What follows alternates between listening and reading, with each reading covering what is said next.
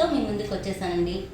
ఈరోజు మనం కాకరకాయ వెల్లుల్లి కారం ఎలా తయారు చేసుకోవాలో తెలుసుకుందాం.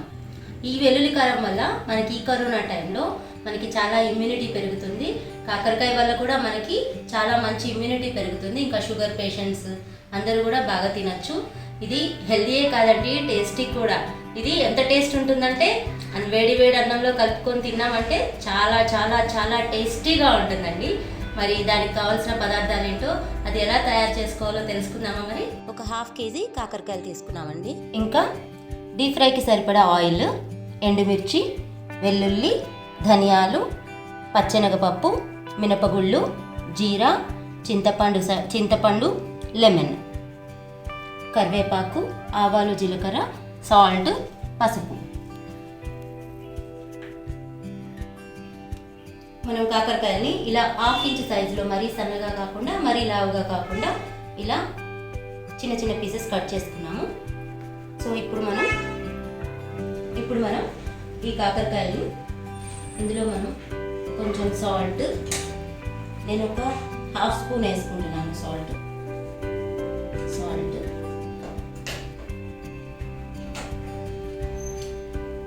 కొంచెం పసుపు, ఇంకా ఒక లెమన్,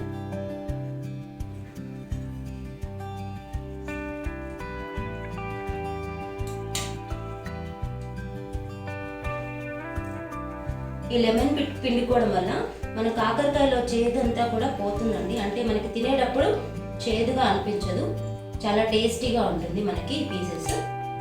సో వీటిని మనం ఈ లెమన్, సాల్ట్, ఉప్పు, మనం పసుపు అన్నీ వేసుకొని దీన్ని ఇలా జస్ట్ మిక్స్ చేసుకొని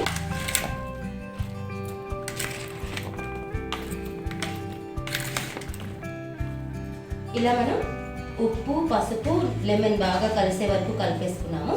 దీన్ని ఇలా ఒక 5 మినిట్స్ మనం పక్కకు పెట్టేసుకున్నాం. ఇప్పుడు మనం డీప్ ఫ్రైకి ఆయిల్ని వేడి చేసుకుందాం. ఓకేనా?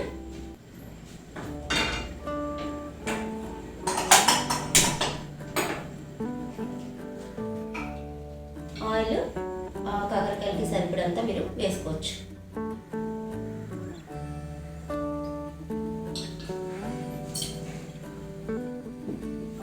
దీన్ని మనం ఇలా వేడి చేసుకుందాం. ఈలోపు మనం ఫ్రైయింగ్ ప్యాన్ పెట్టుకొని మన పప్పులన్నీ ఫ్రై చేసుకుందాం.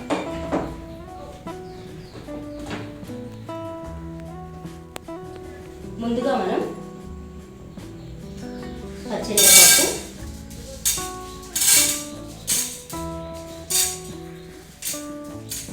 మినపగుళ్ళు వేసుకుందాం. ఇవి మనం ఫస్ట్ స్లో ఫ్లేమ్లో, పప్పులు బాగా ఫ్రై అయితే టేస్ట్ బాగుంటుందండి ఇది. సో మనం వీటిని డ్రైగానే మనం ఫ్రై చేసుకుంటున్నాము. ఇవి మంచి వాసన వచ్చే వరకు వీటిని మంచిగా రోస్ట్ చేసుకోవాలండి వితౌట్ ఆయిల్. సో ఇప్పుడు ఇది చూడండి, పప్పులు చక్కగా ఎర్రగా ఫ్రై అయ్యి మంచి అరోమా వస్తుందండి. ఈ టైంలో మనం దీనిలో ధనియాలు వేసేసుకుంటున్నాం,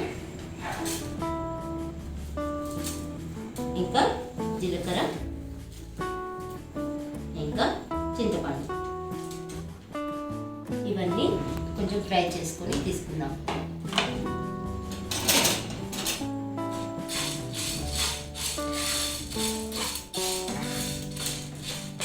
ఇది మనం ఫ్రై చేసుకుంటూ ఇందులోనే ఇదే టైంలో మనం కొంచెం కరివేపాకు కూడా వేసుకోవాలి. ఈ కరివేపాకులో ఉన్న తడిపోయే వరకు, వీటిని గలగల అనే వరకు మనం ఫ్రై చేసుకోవాలి. సో కరివేపాకు ఇందులో ఎందుకు వేస్తున్నామంటే, మనం ఏదైనా పచ్చళ్ళలో వాటిలో పక్కకు పెట్టేస్తుంటాం కదండి కరివేపాకు. అవి పిల్లలకి దానిలో ఉన్న పోషక విలువలు ఏవి కూడా అందవు. సో ఇందులో మనకి మంచి విటమిన్స్, మినరల్స్ ఉంటాయి. అట్ ద సేమ్ టైం మన కంటి చూపుకి కరివేపాకు చాలా మంచిది కదా.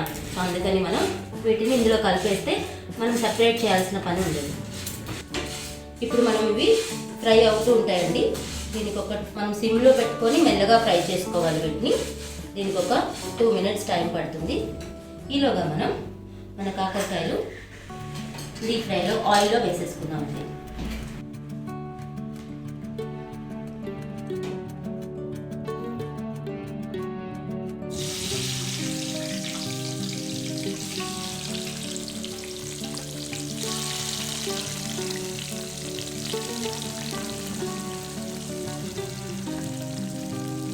సో మనం ఇలా కాకరకాయలన్నీ వేసుకున్నామండి. ఆయిల్లో బాగా ఫ్రై అవ్వాలి. సో ఈలోపు మనం పప్పులు బాగా ఫ్రై అయిపోయాయి. చూడండి, కరివేపాకు అంతా కూడా గట్టిగా క్రిస్పీగా అయిపోయింది. సో ఇప్పుడు మనం వీటిని సపరేట్ చేసుకున్నాం.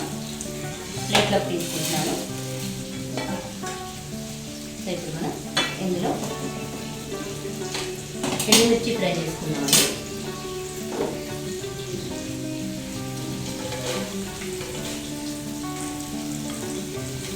ఎండుమిర్చి కూడా నేను డ్రై రోస్టే చేస్తున్నానండి. కావాల్సిన వాళ్ళు దీనిలో ఒక స్పూన్ ఆయిల్ కూడా వేసుకోవచ్చు. ఆయిల్ వేసుకుని కూడా ఫ్రై చేసుకోవచ్చు. ఇప్పుడు మన ఎండుమిరపకాయలు బాగా ఫ్రై అయిపోయాయండి. సో ఇప్పుడు మనం వీటిని కొంచెం చల్లారాక పౌడర్ ఫామ్లో మనం మిక్స్ చేసుకుంటాము. సో ఇందులో మనం కొంచెం వెల్లుల్లిపాయలు కూడా యాడ్ చేసుకుంటున్నాము. ఇవి నేను తాలింపు కోసం పెట్టుకున్నానండి. సో వీటిని కొంచెం సాల్ట్ వేసి మనం మిక్సీ చేసేసుకోవాలి. ఫైన్ పౌడర్లా చేసేసుకోవాలి.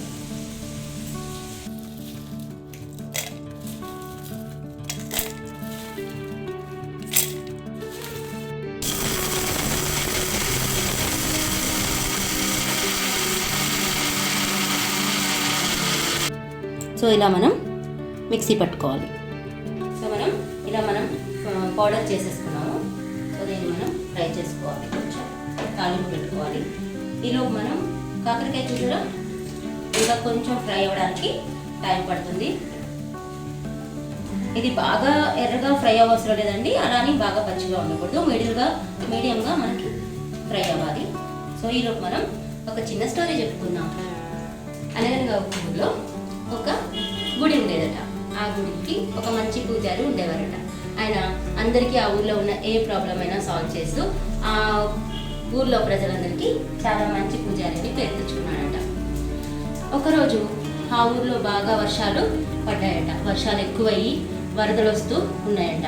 ఊరంతా కూడా ఫుల్గా వాటర్తో నిండిపోతూ ఉన్నాయట. అప్పుడు పూజారి గారు ఆలోచిస్తున్నాడట, ఇంత వర్షాలు వస్తున్నాయి అని చెప్పి బాగా దేవుడికి పూజలు చేయడం మొదలుపెట్టాడట. అప్పుడు అందరికీ ఇంటి గుమ్మాల వరకు వాటర్ వచ్చేసాయట. అప్పుడు ఒక అతను పరిగెత్తుకుంటూ వచ్చి, పూజారి గారు ఇంటి గుమ్మాల వరకు మనకి నీళ్ళు వచ్చేస్తాయి కాబట్టి మనం ఈ ఊరు నుంచి వదిలి వెళ్ళిపోదాము, రండి మీరు నాతో పాటు అని చెప్పి అన్నాడట. అప్పుడు ఆ పూజారి, లేదు మీరు వెళ్ళండి, నన్ను దేవుడు రక్షిస్తాడు అని చెప్పాడట. అవునా అని చెప్పి అతను అక్కడి నుంచి వెళ్ళిపోయాడట. ఇంకా కొంత టైంకి నడుము వరకు నీళ్ళు వచ్చాయట. అప్పుడు ఒక గుర్రబండి అతను వచ్చి, పూజారి గారు మీరు ఇంకా ఇక్కడే ఉన్నారా, పదండి వెళ్దాము అని చెప్పి అడిగాడట. అప్పుడు పూజారి గారు, ఎందుకు, మీరందరూ వెళ్ళిపోండి, నాకు దేవుడు ఉన్నాడు, నన్ను దేవుడు రక్షిస్తాడు అని చెప్పాడట. సరే అని అక్కడి నుంచి ఆ గుర్రబండి అతను కూడా వెళ్ళిపోయాడట. ఇంకా కొంచెం సేపటికి భుజాల వరకు వాటర్ వచ్చేసాయట. అందరూ భయపడుతూ అక్కడి నుంచి పడవలు వేసుకుంటూ వేరే ఊర్లకి వెళ్ళిపోతున్నారట. అప్పుడు ఆ పడవలోంచి ఒక అతను పిలిచి, పూజారి గారు మనం పడవలో వెళ్ళిపోదాం రండి అని పిలిచాడట. పూజారి గారు మళ్ళీ, మీరు వెళ్ళండి, నన్ను దేవుడు కాపాడుతాడు అని చెప్పాడట. అప్పుడు అక్కడి నుంచి ఆ పడవ అతను కూడా వెళ్ళిపోయాడట. ఆ తర్వాత ముక్కు వరకు నీళ్ళు వచ్చేసాయట. పూజారి గారికి చాలా భయం వేసిందట. చివరికి గుడి పైన గోపురం పైకెక్కి కూర్చొని తన ప్రాణాన్ని కాపాడుకుంటూ ఉన్నాడట.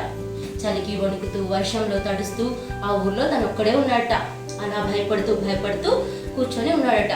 అప్పుడు దేవుణ్ణి గట్టిగా అరుస్తూ, ఏమైంది దేవుడా, నేను నీకు ఎన్నో పూజలు చేశాను, నీకు నిష్ఠగా పూజలు చేశాను, అయినా కూడా నీకు నాపైన కనికరం లేదా అని ఏడుస్తూ దేవుణ్ణి అడగడం మొదలుపెట్టాడట.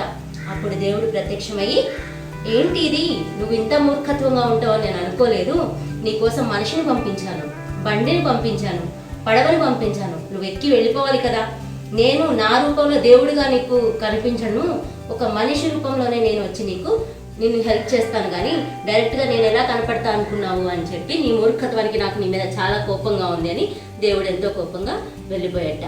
అప్పుడు పూజారి గారు రియలైజ్ అయ్యాడట. ఏమని, దేవుడు ఎప్పుడు కూడా ఒక మనిషి రూపంలోనే మనకు వచ్చి హెల్ప్ చేస్తాడు. ప్రతి మానవుల్లో, ప్రతి మనిషిలో మనం దేవుని ప్రతిరూపాన్ని మనం చూడొచ్చు. ఎవరైతే మనకి హెల్ప్ చేస్తారో వాళ్ళల్లో మనం దేవుణ్ణి చూడొచ్చు అనేది ఈ కథలో నీతి. ఎలా ఉందండి స్టోరీ? బాగుందా? సో ఇప్పుడు మన కాకరకాయలు ఫ్రై అయిపోయాయండి, ఆల్మోస్ట్ దగ్గరకు వచ్చేసింది.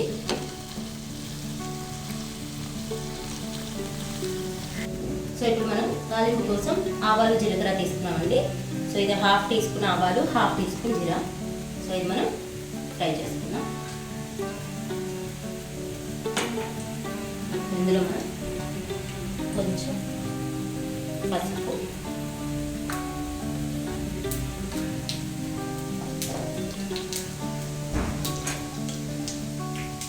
కొంచెం కరివేపాకు,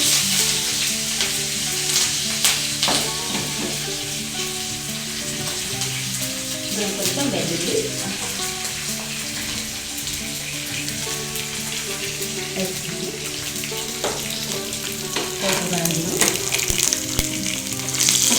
ఇలా ఫ్రై చేసుకున్నాం. సో ఇవి మనకి బాగా ఫ్రై అయిపోయాయండి. తాలింపు, వెల్లుల్లిపాయలు, కరివేపాకు, ఆవాలు, జీలకర్ర బాగా ఫ్రై అయిపోయి. సో ఇప్పుడు మనం ఇందులో మన కారం వేసేసుకుందాం. ఏంటంటే కారం మనం ఈ తాలింపులో ఎందుకు వేసుకుంటున్నామంటే మనకి పొడి పొడిగా ఉండదండి. కారం వచ్చేసి మనకి కొంచెం అన్నంలో కలుపుకునేటట్టు, అలాగే ఇడ్లీలో, దోశల్లో మనకి తినడానికి వీలుగా.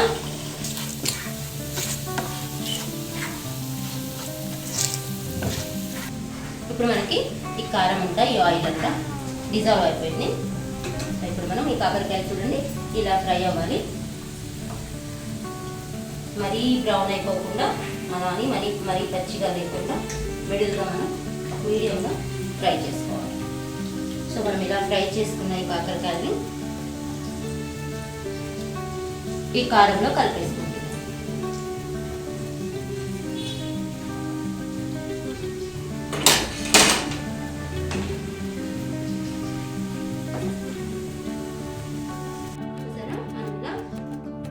కారం అంతా కాకరకాయలు పట్టేలాగా కలుపుకున్నాం. సో ఇప్పుడు మనం సర్వింగ్ బౌల్లోకి తీసుకోవచ్చు.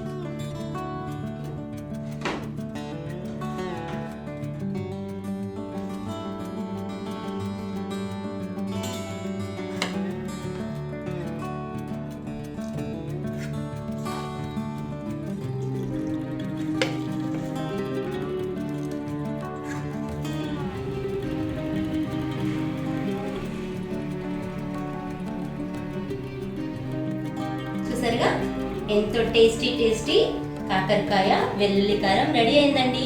మీరు కూడా ఒకసారి చేసుకొని ఎలా ఉందో నాకు కామెంట్ చేయండి. ఇంకా మీకు సరికొత్త వంటలతో నేను నెక్స్ట్ వీడియోలో మీ ముందుంటాను. ఓకేనా?